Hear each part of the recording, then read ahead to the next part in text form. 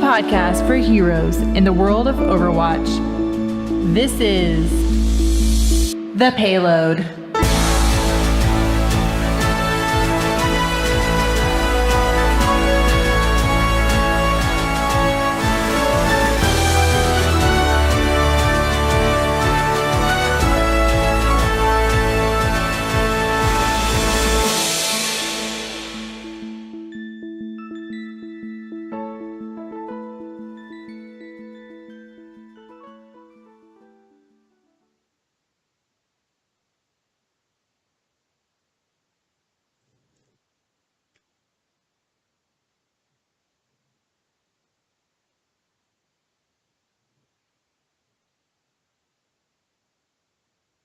Dude, I am good.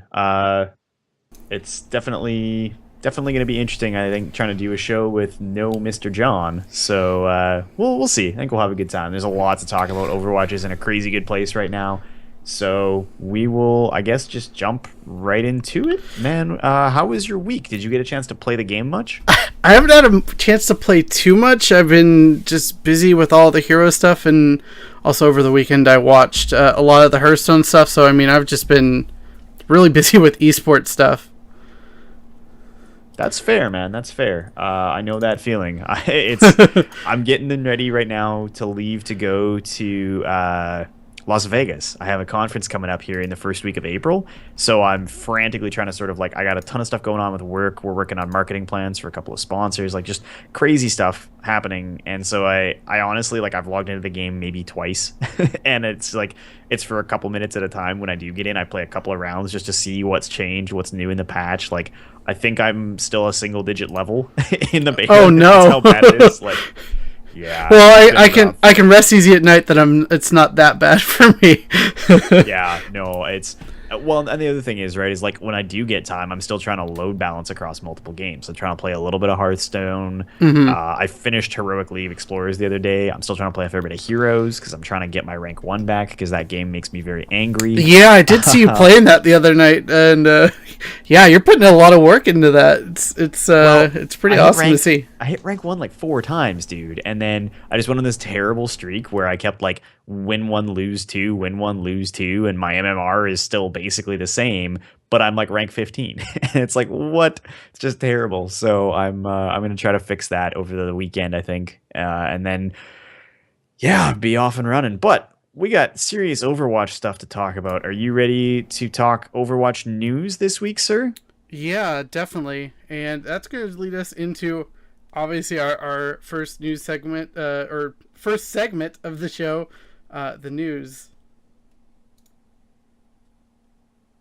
This week in Overwatch. And Kevin, we didn't have a whole lot of news until today. And just a couple hours ago, Blizzard released a new patch for Overwatch, the beta and everything. So we're actually just going to go over that because it's basically the big news of the week, I think, as far as the game itself goes. And there were a lot of changes. So let's take a look at that. We did have, I thought this was interesting. I didn't really think it was a problem, but quick melee damage got decreased from 50 to 30, and the cooldown decreased from 1.5 seconds to 1 second. I guess it was a problem, and they're taking care of it now, which I find interesting. I'm honestly, I'm super glad they did it. It always felt to me like the availability of that large burst of damage on melee was just so significant. I played when before the beta went down, back before Christmas. I was playing a lot of in-house games with guys I know from old school World of Warcraft days, and so we just on a random weekend be all right, let's just see how many people we can round up. We give people a couple hours notice, and we'd get a dozen, 15 people all hanging out in a voice chat together, and then we'd jump in and we'd play some games. And the one guy, my buddy Zach, plays a pretty mean Tracer. He's pretty good at Tracer. And he would run in and he'd empty a clip into you, but it wouldn't kill you because it's not a ton of damage if all of it doesn't connect. And then just melee you to death because the melee was just so powerful. And I think that's something that the developers have watched as everyone is just heavily reliant on melee. To me, melee should be like a last ditch, like worst choice thing. Like you don't have time to reload, you're up close and personal and you don't want to be, so you just hit that button and pray. It shouldn't be like a core part of your strategy unless you're doing something like a, I don't know, like a Roadhog hook, right? If you're just legitimately running around playing melee tracer, like something is wrong with how much damage that ability is dealing if that's the case. Oh, So absolutely. And yeah, you're completely right with that. It's really interesting to see just how they decided to change that. And yeah, you're right. The melee shouldn't be the core of your damage there. And like you said, Tracer kind of is able to do that a little bit. And maybe this is targeted towards her, but maybe they just saw across the board that it was a problem. Just we're like, it's getting knocked down.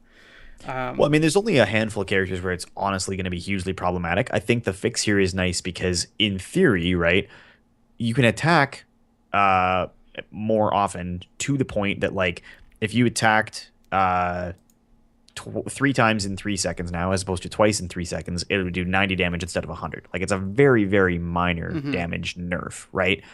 And in terms of intervals, in theory, in some places, depending on the breakpoint and how many melee attacks you could land, it might actually be a benefit because you might be able to get a second attack off where you couldn't before, and you'll actually do more damage. But in general, getting close enough to melee is a huge risk. Being in a position to melee is not a place you want to be with most of these characters. So a shorter cooldown where you can deal a little less damage, to me, feels like a really nice trade-off, where if you're able to deke somebody out or like strafe out of their line of sight and back in and hit a second melee, great. And you can actually do that faster and more fluidly, and it's going to feel, like they say in the patch notes, more responsive, but it's not going to be, I empty my clip as Reaper, I didn't kill him, but now I can deal a third of their health pool in a single melee attack. Like, it's just, if you look at the health pool of a lot of the characters who are dying to melee attacks, that 50 damage was a huge portion, right? That was like a quarter of their total health pool, which is Yeah. massively significant. Yeah, and so I feel like we've talked that a little bit to death. I mean, it's just very simple. The melee got adjusted, and it shouldn't have a huge impact overall on the game. Let's go move on to Bastion. Bastion is tank mode. The duration was reduced from 10 to 8 seconds, and this is his ultimate there. And it's always been really good. And there's just their developer comments is they like how the ability is performing, but it's lasting just a bit too long for the opposing team to be able to react to it. And I'm happy with this change. I think it's okay. Yeah, I think it's kind of a net neutral thing. You're generally only playing Bastion on defense anyways, and his ult can be really disruptive on defense, so shortening the window where you have to be a little bit more selective maybe in when you choose to trigger it before you actually take advantage of it is probably a positive, I guess. I don't know. I don't see this as having meaningful impact on like mid to high level gameplay. This is probably just a quality of life thing for how much raw damage that can deal at lower levels when people are struggling to line of sight it or avoid the damage. And that's probably fine. And probably fine is going to be my like theme for all of these changes. They are Yeah, probably exactly. fine. I know they keep releasing these patch notes like right before we do shows on Thursdays, and It's great. It's great Why because that's happening, I don't know, but let it. because we have no way to really play them before the show, unfortunately.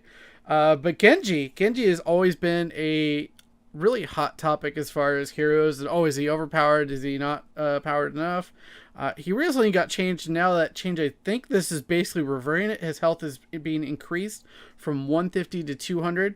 And the Shoryuken, the damage is being reduced by 20%. So what Blizzard came out and said is, we've been listening to feedback and watching data very closely on Genji, especially since we recently lowered his health. Overall, that change did put him in a better place, but we want to try an alternative change by lowering his damage output instead of his survivability.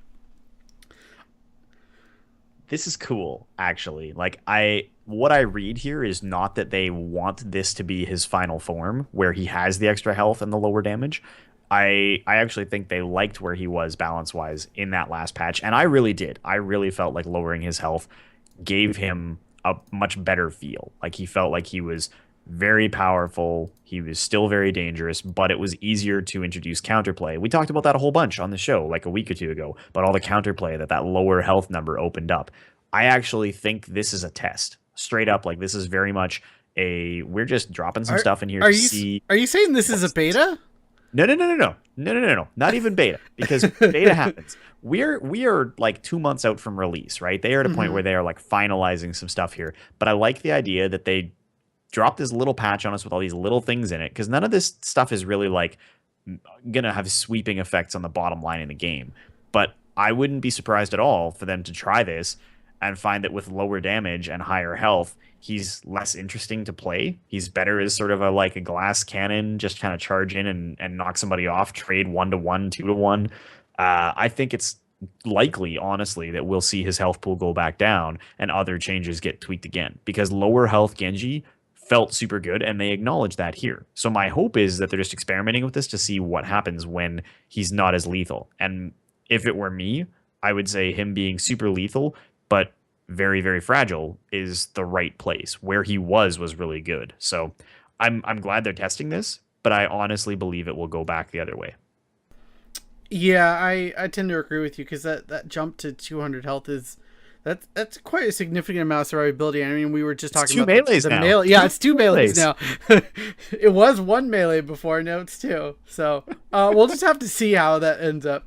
This Hanzo change I find very interesting. Scatter arrow, his ability that you can turn on and off, I believe. I can't remember. I don't play much Hanzo at all. The fragments will no longer be calculated as a headshot against an enemy player. In the comments from Blizzard, where we wanted to reduce some of the more frustrating elements of scatter arrow while maintaining its overall power level. So just it sounds like it just means they can't headshot players when they fragment. Yeah, that's all it is. They just made it so that his ability doesn't have that ability now where the rebounds on scatter or the multiple target points on scatter have the ability to count as headshots, because it hits it ricochets off walls and terrain. It can hit multiple enemies, and the idea that that should count as a headshot always seemed a little questionable. I having the option to shoot it down a hallway and do a bunch of damage, or catch somebody with a ricochet, is super cool, and something that's, I think, basically unique to Hanzo in the game right now. I don't think there's anybody else who really gets that ability. Arguably, maybe Junkrat's main attack, his primary fire can bounce around a little bit, but in terms of raw abusing geometry, I think Hanzo's pretty much in a more or less unique position that way. But the split arrow counting as a headshot, that's just a Hail Mary prayer thing. And if you just shoot around a corner and happen to get a headshot and happen to get killed because of it, that doesn't feel good for anybody, because you're not actually doing that strategically. There's no way to strategically plan on getting a headshot around a corner. Yeah, I mean, if you're on the receiving end of that, you're just like, oh, feels bad, man. That's the 360 no scope of this game, and I don't want it. Yeah, so I'm happy to get rid of that. And another change to Junkrat, the Riptire, his ultimate ability, once again receives a change, and now the health of the tire is being reduced from 150 to 100. I'm pretty okay with this, because I feel like the Riptire is super impactful, and it was frustrating sometimes if it was launched relatively close to you and you didn't really have a chance to blow it up. But I mean, I guess it's a little bit of risk reward, but the developers did talk about in this patch note, recent changes to the Riptire have helped it become more viable and opened up new options for enemy counters. However, the health they felt like was too high, so many times it felt impossible to encounter or to counter. And so that's along the feelings that I had about it. I really like this ultimate. I think it's a great one to have in the game. But yeah, a lot of times it just felt a little too overwhelming. It's such a powerful ult, right? It's already incredible how large the blast radius is, how much damage it does. The fact that it can climb over all sorts of terrain just makes it feel really difficult to avoid. And if it sneaks up on you and you only get a chance to turn around and put a couple of shots into it at 150 health, I mean, that's the same amount of health as several characters, right? It's the same amount of health as post nerf pre-recent change Genji or several other characters. That's a lot of hit points to have to chew through. I think it's probably a good healthy change for the game. The one comment I actually read online I thought was really funny. People were talking about this ability, and the guy said that for the mindless number of mindless Riptire kills he's seen, he really thinks he might start watching Junkrat play the game again, because before it was like you just knew exactly what was going to come out and it wasn't interesting at You're all. just jamming escape. You're like, I don't even want to see this. I know how this ends. A little tire turns around a corner, everybody explodes. The end. That's how I feel with Bastion and Torbjorn plays of the game. You're just like, okay, I know exactly the exact same play every time. The turd's gonna kill 3 people. Yeah, exactly. Mei, this is actually a very, very interesting change. I feel like Mei, the endothermic blaster, the primary fire, it's being changed where they're lowering the time to freeze by 15%, and the secondary fire they're adding damage fall off. Okay, this kind of adds it in line to what they did, I think, with Soldier 76 when the beta came back up this year. And they also lowered the fire rate by 15%. So it's going to be very interesting to see how these changes. I mean, it's on one hand, it's obviously the buff because the primary fire, you get to freeze a lot faster now. And that secondary fire is just not going to fire out as fast. And the developers, their comments were, since the last patch, we've seen Mei perform significantly better across the board. Even though our overall power level is in a much better place now, too much of that power is coming from the alternate fire. This change moves some of that power from alternate fire to her primary fire. Yeah, lowering that freeze time, that's scary. I feel like that is real scary. It's definitely the more significant of the two changes, because getting somebody frozen, if you're coordinating in any way, is definitely like an instant kill. And we've talked about this at some length before, but Mei is one of those characters where you don't take a Mei if you're trying to be like the lone gunman, lone wolf hero type player, right? You go play Reaper or McCree. Mei is very much a character that sets up engagements in a very like tactical way with the freezes and the barriers, and she's very much a zoning style of character, and you really want to have her on your team if you're playing with a coordinated group. So making that freeze happen even faster, I think, is huge, at the expense of some damage fall off and a slower fire rate on her alt. I mean, her alt wasn't super good in the first place, so I think I'm okay with this. Yeah, and I feel like the alt was just a huge like skill shot. It's like one of the harder shots I feel like to land in the game. I mean, the lowering firing rate, it's not the end of the world for her, but I mean this primary fire where she is a very control-y type of hero where she can control choke points. You're not going to want to blast through a door if you have the Mei behind there, and you're just going to get frozen that much faster. It's going to be really scary for engagements, I think. Speaking of engagements, though, Symmetra also got changes. They keep playing with this teleporter ability. The teleporter obviously is very, very powerful. They're upping the cost once again by 30%, and they were just concerned that it didn't feel very rewarding to find the teleportation pad and actually kill it. So they want to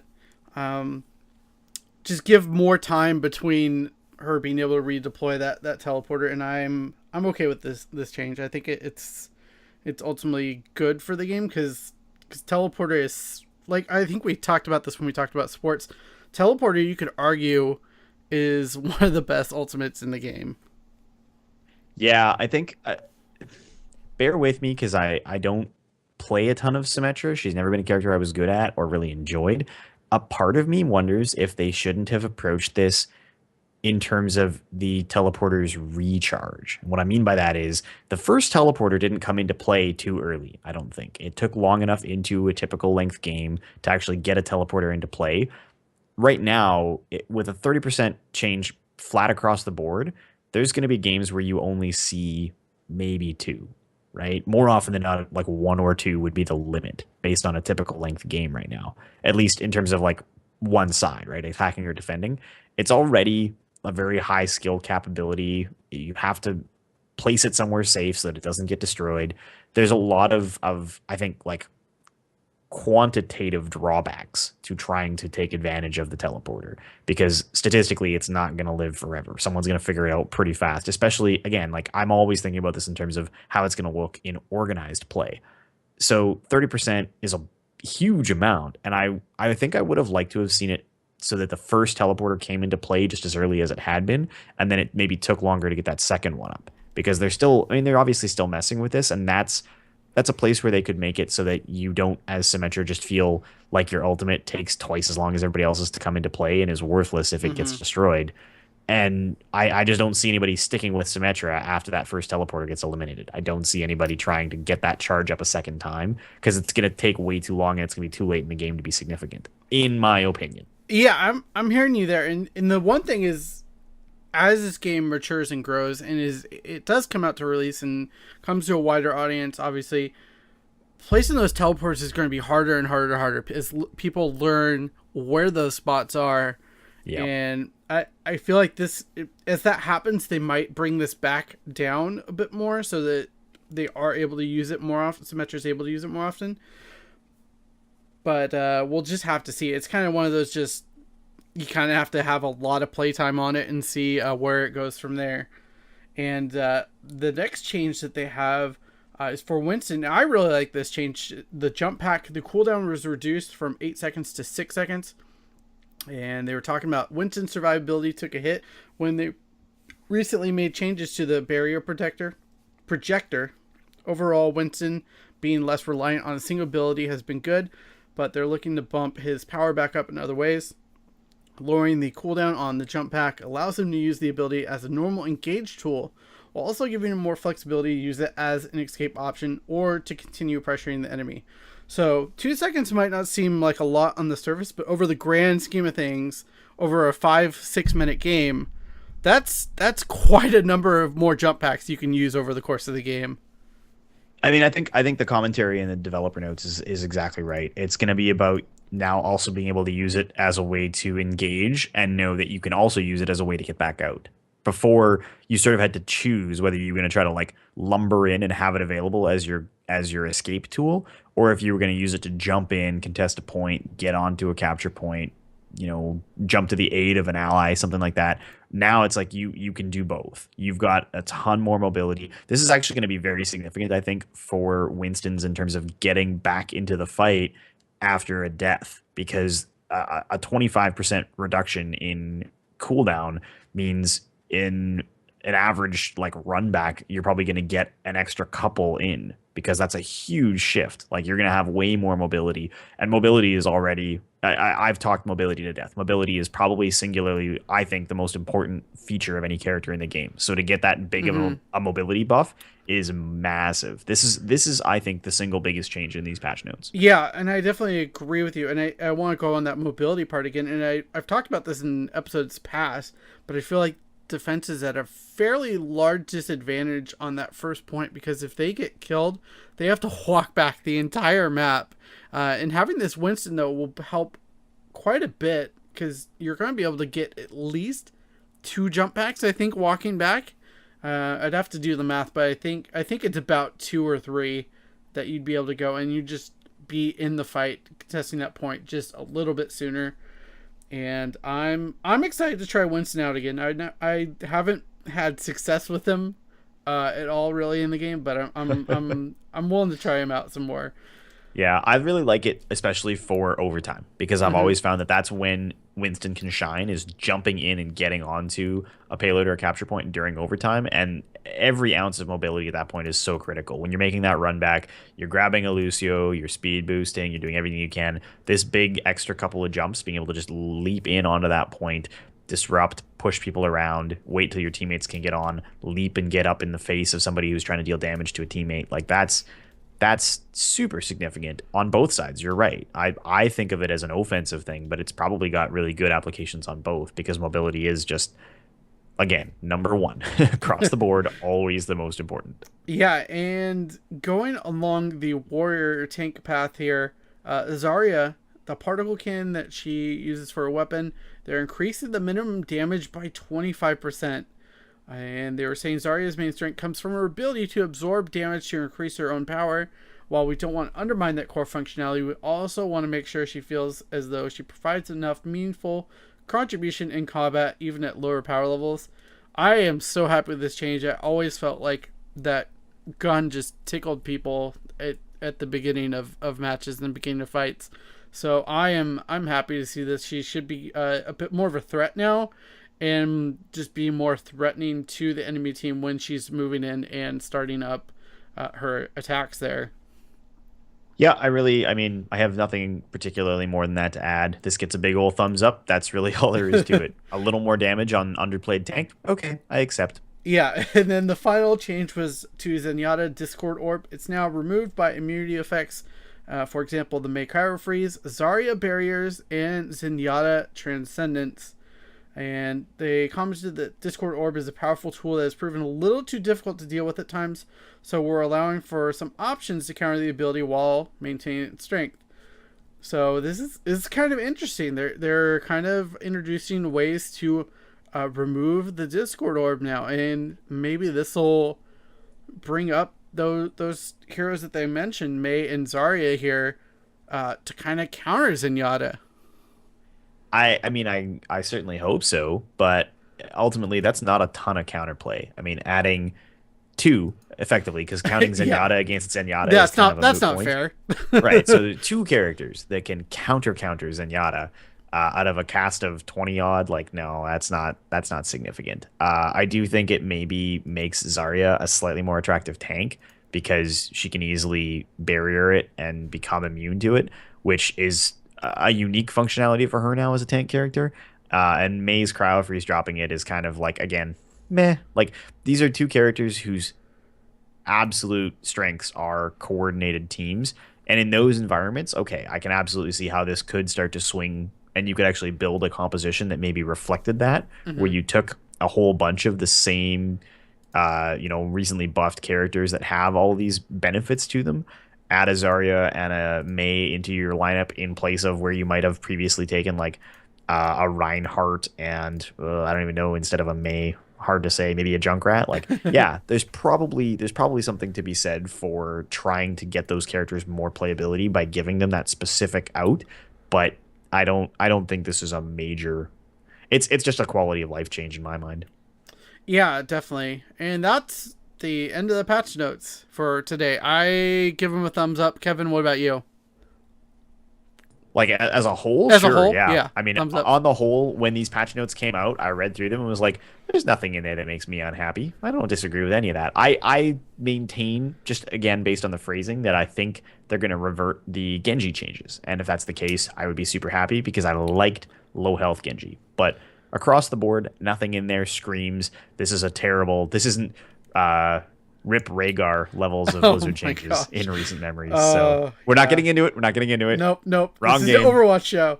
And But they did good. Speaking of Overwatch, just yesterday they actually announced kind of their grand plans for really exploring the world of Overwatch. We had this teased at BlizzCon. Everyone, including everyone on the show, kind of lost their collective minds over how they were going to bring the story of Overwatch, because you could just tell just from the announcement trailer, this was a very rich world with a story that Blizzard definitely wanted to tell.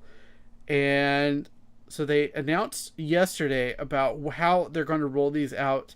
They talked about the animated shorts that they teased at BlizzCon last year, and over the next 2 months they're going to use these shorts to really talk about and explore the heroes of Overwatch.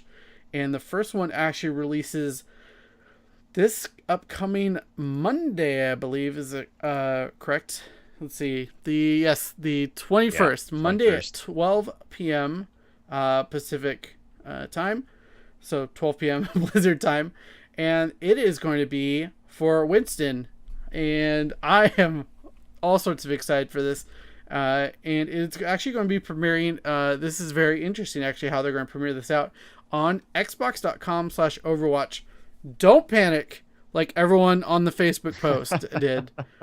You can watch this on your PC. You don't have to have an Xbox. You can just go to xbox.com/Overwatch and watch it. And this I find to be one of the more interesting things about it. I didn't really read this. I actually skimmed over it, and then I went through the blog post and read it again. There's going to be actually a 60-second teaser on Better Call Saul on AMC Sunday night. That's kind of big. That's a big marketing push for the game. Yeah, I mean, Okay, let me backtrack. Number one, super excited about these. Love to see what Disney Pixar, I mean Blizzard can put out in terms of quality here. I think they've done an incredible job, and I think they're going to showcase just how comprehensive their skill set is now in terms of being able to produce not just games but entertainment, right? And that's a big thing for Blizzard, and it's a big push for them to diversify right now. So I'm all about that. I think that's very cool.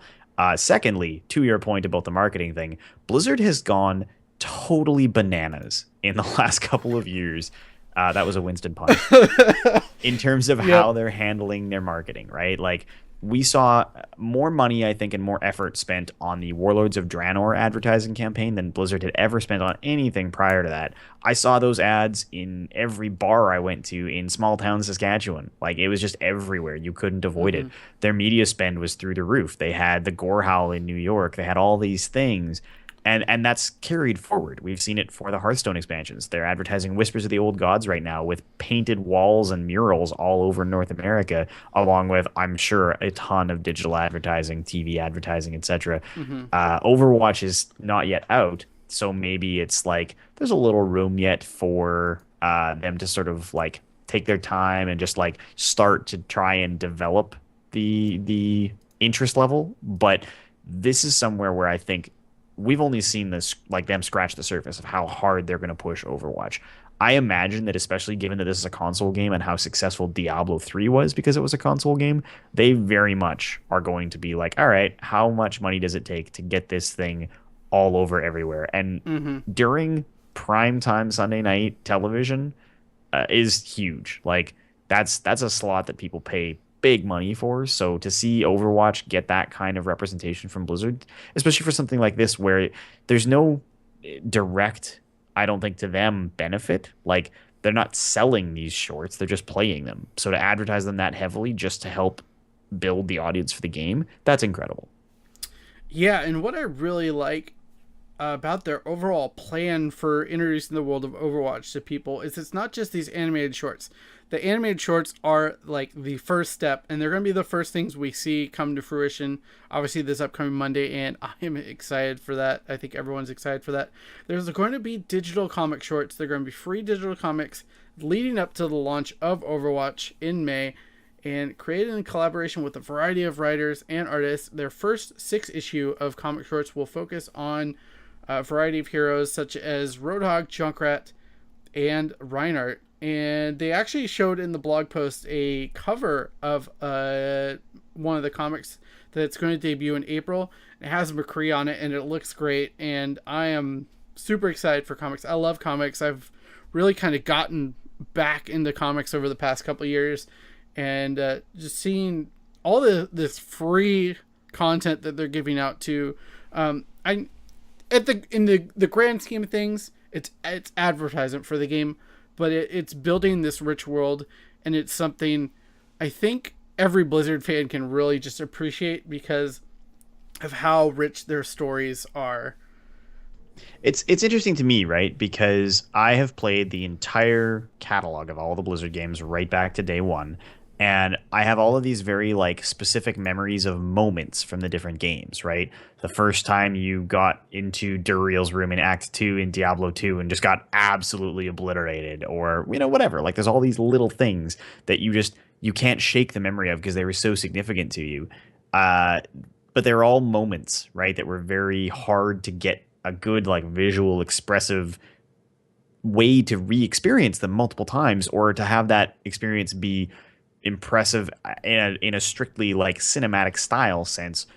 Plus it was different for everybody, whereas this way, as opposed to, like, we talked a lot about potentially introducing a campaign into Overwatch so people could play through the character stories and learn more about them that way, but that experience could be like a positive or a negative. It could be better or worse for different players, and it may not be consistent, whereas this way they can tell all these stories, keep it consistent, keep it memorable, and have a new product, right? I mean, if they put this collection when it's done out as like you can buy these comic books and the shorts all on DVD, here's a box, I'll just throw my wallet at my screen until the Overwatch stuff all comes out, right? Yeah, like, and they know what they're doing, and I think this is super exciting. Also, out of the characters that we know are coming out right away, oh my god, I want Junkrat, give it to me now. Yeah, seriously. And on your point about, they could do this as campaigns and stuff like that, you have to realize that's a lot of just game development Oh yeah, time. This is a but I ton of mean, game development time. this is just as much time that Yeah. they're just spending on really high end Mm-hmm. graphic design, cinematic, Pixar level stuff, right? In which case, great, like that's fine. I think they've made an active choice to do it this way instead because they are trying to diversify their portfolio. They are trying to introduce this game to a different audience. I I got super excited watching the Overwatch trailer, and don't get me wrong, like I'm still super excited about it. I geek every time I watch that trailer. But I imagine being like an 8 or 9 year old kid, okay, like the age I Oh my was when I gosh. really got into Blizzard the first time, Mm-hmm. watching that trailer and being like, I want to be a hero. I want to help Tracer out. I want to wear the power glove. That could Mm-hmm. be me, right? Like the ability to identify with these stories and not just play a game where you get yelled at by angry people on Xbox Live, but actually have Yeah. something like a whole world that you identify with. This is a whole new thing that they're doing that it speaks to me because I'm a Blizzard fan, but it's going to speak to a whole new generation of people who didn't grow up with any of the other Blizzard franchises. In my mind, that's where they're going to get the biggest win out of this. Yeah, most definitely. And yeah, we're all excited for this. And wait, there's more. They actually announced in that same post there is graphic novels coming as well. First one being called First Strike, and it's going to talk about the global robot uprising that unfolded decades before, where the game is going to be in Overwatch the present time. Written by Mickey Nelson. He is one of the writers at Blizzard. I forget, he has a massive portfolio. He's been there at Blizzard for forever, and it's exploring the early days of Overwatch, and it's going to focus on some of the founding members of the Overwatch team, so like Soldier 76, Torbjorn, Reaper, and Reinhardt, and it's going to be really exciting to see how this all comes together. I just can't wait, and thankfully our first taste is coming Monday. Yeah, it's crazy. And it's going to be, I think, hard to keep up with it all, especially like if you're a collector and you like having the complete whatever to do with a given game or a given franchise. Like I have all of the World of Warcraft collector's editions. I have all of the art books that Blizzard's put out. I have all these things. And like, if I get started on Overwatch, right? Like I've pre-ordered the Origins edition. I'm going to buy a physical collector's edition. I'm going to buy it on Xbox. Like I'm already looking at myself in the mirror going like, how much money are you prepared to spend on this game universe? Because this is getting totally out of hand. But honestly, I think they're doing it super smart. Like the physical product side of things is a good win for them because that's something where unlike you could buy one disc of Overwatch for your Xbox and then like play with your friends or like loan it amongst you and your family or whatever, and maybe there's not a lot of like add-on resale potential. This is something where it's like everybody's gonna want their own copy. Like I want that graphic novel for me that I'm gonna keep and put in Mm-hmm. my closet and never let anyone see or touch. Like they're doing some really smart things and making this universe accessible to a whole bunch of people who maybe don't even plan on playing the game. Yeah, definitely. I mean, along the sides of what you were saying about ordering multiple copies of this game, I already have it pre-ordered for PC and PS4. So, and what I wanted to go with that though is there's been interesting news, not specifically in Overwatch, but in console land in general, and Rocket League. I'm pretty sure you've heard about this. Rocket League just Yep. recently released on Xbox One, and they basically announced that Microsoft has given them the green light to go ahead and try to have cross-platform gameplay. So between all three of the systems that Rocket League is on, Xbox, PS4, and PC. Now, I want to segment this that we absolutely do not think that PC will be able to play with console ever for Overwatch. I don't think that's ever going to be a thing. But the possibility of opening up Xbox and PS4 playing against each other, just the thought of that is really cool. Yeah, as long as it doesn't cross to console from console to PC, right? Like we've talked about that, we've beat it to death. The ability for the console markets to play together, I think if there's a way to make that happen, yeah, by all means. And if Rocket League and a handful of other titles are going to sort of pave the way for that, great. But just please, like, when I want to sit and relax and be the number one controller Widowmaker, right? Like, don't put me up against people that can twitch Yeah. reflex on their keyboard and mouse Mhm. and make me look stupid, because that's not going to be fun for anyone. Yeah, most definitely. And I think that actually we might be winding down a little bit. It was a little bit light on news outside of the patches, outside of the announcement of Digital Short. So I mean, we'll be back next week and talk about our impressions about that Digital Short. And I imagine they'll all be positive. But I anyways, can't imagine they won't I be. know. Yeah. But anyways, this is the payload. We are going to actually go through our emails. If you would like to send us an email, you can email thepayload@blizzpro.com. We love receiving your emails, and it really gives us just more to talk about and hear from the people who are just as hyped up about this game as us. We did get an email this week. Hey guys, love the podcast. Hope to have you guys on Mind the Support class sometime. My question for discussion is, do you guys feel that there are any missing characters you were hoping to see? Maybe a mechanic you dreamed of, or some art you saw that remains unclaimed? Keep up the great work, Kyle Alphalance. Thanks, first of all, Kyle, for that email.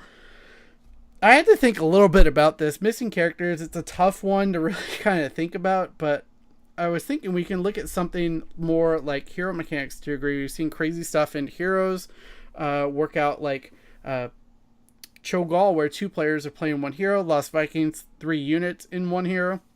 But we haven't seen Overwatch push the boundaries too much here yet. I'm almost wondering, what if we had something that introduced a stealth hero, or a way to temporarily stealth area of effect, or some way to bring up an element of surprise to a team. And obviously stealth is a very, very powerful ability, so it would be very carefully balanced, and it would be interesting to see something like that, or potentially a hero that could burrow or hide or some way and just be able to have some sort of surprise attack. I think could be interesting. It might be a little too much at this point in the game because of how far along we obviously are in the design process, but it's something I kind of would like them to push the boundaries on. Did you have a chance to really kind of think about this question at all? I mean, it's very open-ended. It's a lot to think about. What do you think, Kevin? I did think about it, and it's funny. This is something I've actually spent a lot of time thinking about and kind of have a pre-existing answer for. I don't know that we've talked about it at length on this show specifically, but for me, the thing I've enjoyed the most thus far about the Overwatch universe and the characters they've introduced into the game because of the landscape of that universe is that it's incredibly diverse, right? We've got a range of characters where, off the top of my head, without even looking, right, I know that there's like Zarya as this crazy Russian character. We know that Widowmaker is French, right? We know that Genji and Hanzo are Japanese. We've got kind of like McCree as the like quasi-American character, and so there's just all these different representations of different cultures, different locations. Diva is supposed to be Korean, ostensibly, or from Korea at least. And so you've seen all these kind of cool representations of different cultures and locations in the game, and I feel like there's a lot of opportunity to expand that, because the universe of Overwatch is set, what, like 50, 60 years in the future after this so-called Omnic crisis and all the other things that have happened. There's a ton of really cool sort of cultural vibes that I don't see yet in Overwatch right now. They did a really great job of hitting, Japanese super well in characters and maps. They did a really great job, I thought, of the French culture stylings with Widowmaker, or the I don't know, like Latin American feel that Lucio has, that kind of cool Cuban Jamaican-esque thing that's going on with him, and all, like, obviously it's very specific to one style of culture that they've envisioned for the future in Overwatch. But for me, I guess I would love to see some more like cool maybe Western European cultures, some more Scandinavian cultures. I'm a little biased on that one personally. Also, I want to know what Africa is like 60 years in the future. It feels like that's kind of something they just didn't touch at all, right? What has happened? How progressive? How different is arguably a sixth of the world, right? A huge portion of the world that we just haven't talked about at all. Is there something crazy going on? Are we going to get like a cool Egyptian character? Are we going to get to play on an Overwatch map that's themed after like the ruins of the Sphinx or a pyramid. Like, I feel like there's just a lot of open questions about parts of the world that we haven't talked about at all. Yeah, I definitely agree. I mean, there's obviously a lot more room for stuff to grow here, and I am. This is a really cool question. I think this is something we can actually touch back on again and again. Okay, and I had to check really quick just to prove you wrong. Farah is from Egypt, so. Oh, you're right, of course. Yeah. And Nimbani, I guess, as a map is supposed to be sort of African themed, but yeah, the point stands, right? Like, no, I totally agree. There's a lot to pull from. Yeah. I don't think they've hit every cultural note. I mean, I obviously just want to see as much of the world covered as possible, and they've done such a good job of that already. Like, some of those little details are obviously things that like off the top of my head, I forgot Pharaoh was Egyptian, but yeah, like, it's just, I'm super thrilled with how cool the cast is and would like to see more of it. Yeah, definitely. And I think that's actually going to close it out for here. Do you have any shout outs for anybody to close out our show for this week on The Payload? I mean, it was a crazy week, so I guess if you are a Hearthstone fan, you should definitely go check out the last episode of Well Met, where we had special guest and former world champion Firebat. That was a super cool project, and we were really excited about that. Got to celebrate our 1-year anniversary with him, and it's a really great show, and we're looking forward to another year of awesome Hearthstone-related podcasting. I was also a guest on this week's episode of The Angry Chicken, which is another really cool Hearthstone podcast. And if you didn't get to check that out, you should totally go listen to that and let me know what you thought. Obviously, looking forward to my trip to Vegas for work, but that does mean I'm going to be missing that first show in April. And other than that, I guess big ups to my soon-to-be former roommate. He and I are going our separate ways, which means I will be streaming. So if there's something you'd like to see me do on stream, it's still a ways out. It's probably a good solid 6 to 8 weeks till I get moved into the new place and get everything set up. But it's going to be something I'm going to put some serious time into. So hit me up on Twitter at Lack of Realism. Let me know what you'd like to see me streaming, and let's look forward to that. What about you, Mr. Jimmy? Yeah, I've just been super busy with a lot of the Heroes community stuff. I mean, there's just all this stuff happening in the Heroes scene right now. I casted Heroes Hype last night, and as always, I have my show on here on Bliss Pro as well, Tuesday nights, the Heroes Power. So there's always stuff to talk about there, and I'm really interested to see how... I'm actually really excited for Tracer in Heroes Storm. I don't know if you guys talked about that last week, but they really kind of previewed it. But that looks really fun, and I'm excited that it's happening a bit more quickly than I thought it would. I remember them saying when Overwatch was first announced, they're like, we're thinking about it, and it might be a couple years, and it's like less than 2 years that we're getting Overwatch Hero into Heroes of the Storm. But I think that is basically it. Make sure if you're interested in more Overwatch content during the week, check out overwatch.blizzpro.com. Thanks as always to Jake Buttineau for our music, jakebutineau.ca. Dread Scythe at scythedesigns.com built this wonderful overlay for us. Check us out at Payload Podcast on Twitter. Email us, thepayload@blizzpro.com. iTunes reviews help us out a whole lot if you can just go ahead and review there, and it just brings more listeners to our podcast. Find us on iTunes, Stitcher, Podcast Addict, and Google Podcast very soon, I think. And with that will be it. Have a good night. We will see you next week. The Payload is a production of BlizzPro. Find out more about Overwatch at overwatch.blizzpro.com. You can find your host throughout the week on social media.